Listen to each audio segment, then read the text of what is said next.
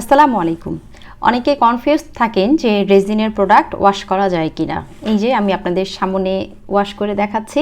এটা আমার 2 বছর আগে বানানো একটা ওয়াল হ্যাং এবং ফ্রিজ ম্যাগনেট। তো হ্যান্ড ওয়াশ দিয়ে আমি এটাকে ভালোভাবে পরিষ্কার করছি।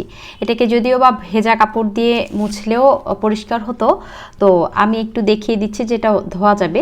কিন্তু যেহেতু এটা নিচে এমডিএফ বোর্ড আছে, মানে এমডিএফ বোর্ডের উপরে করা, এই জন্য নিচটা যেন পানিটা না পড়ে সেদিকে খেয়াল রাখবেন। আমি যেহেতু এক হাতে ফোনটা ধরে ভিডিও করছি, এই জন্য একটু পিছনটা ভিজে গেছে।